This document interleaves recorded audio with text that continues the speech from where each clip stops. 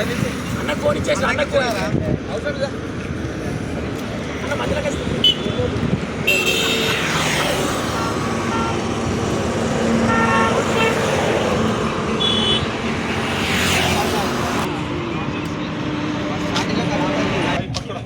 Support కొట్టురా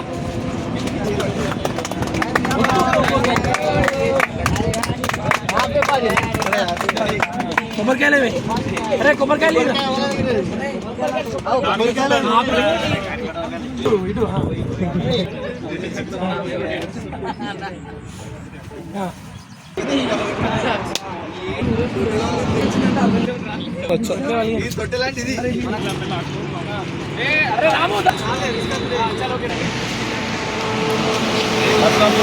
అందరికీ నమస్కారం.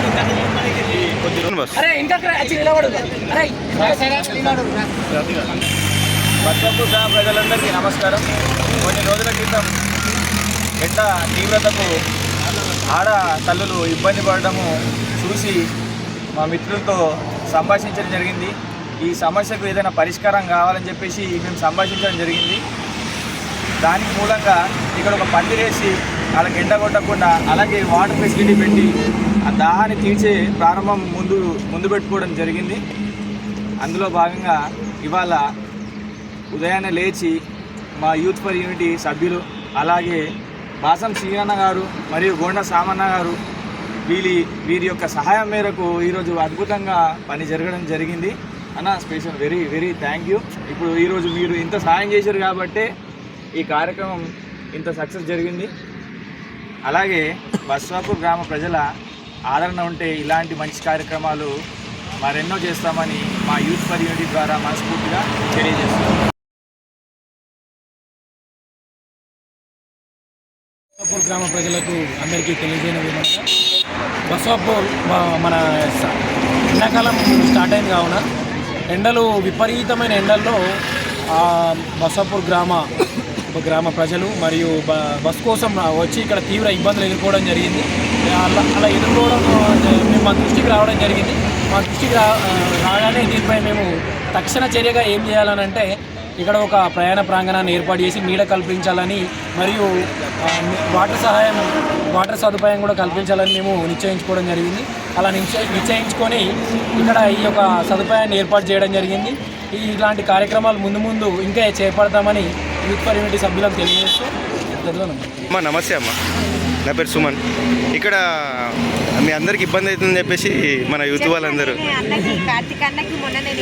అంటే మీ ఉన్నారు ఎండలో కూర్చుంటున్నాము, మస్తు ఎండ కొడుతుంది, జర కూర్చోవడానికి నీడ, తాగడానికి నీళ్లు పెట్టమని నేనే అన్నకి మొన్న చెప్పిన. మీరు చెప్పంగానే మీ సమస్యని దృష్టిలో పెట్టుకొని మీ కార్తీకన్న నెరవేర్చిందమ్మా. మీరు ఇప్పుడు సంతోషం అమ్మ.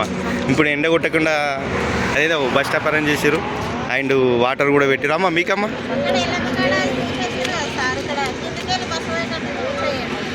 అది మాట్లాడి వడ్లు కొట్టుకుంటారు. వడ్లు అయిపోయిన తర్వాత ఈ సీజన్ అయిపోగానే కామారెడ్డి మళ్ళీ బస్సెస్ ఏదైతే అట్లే ఇప్పుడు వస్తున్నారు కదా, వడ్లు అయిపోయిన తర్వాత పక్కకి ఇంటికి వస్తారు. గేట్ కూడా ఓపెన్ చేపిస్తాం. మనం మేము కామారెడ్డి పోయి దీపం మేనేజర్తో మాట్లాడినాం. వడ్లు ఎండపోస్తామంటే మనకి ఇబ్బంది అవుతుంది. మళ్ళీ రైతులు అవి ఎండపోసిన తర్వాత అయిపోయిన ఒక నెల రోజులు ఉంటుంది. తర్వాత మళ్ళీ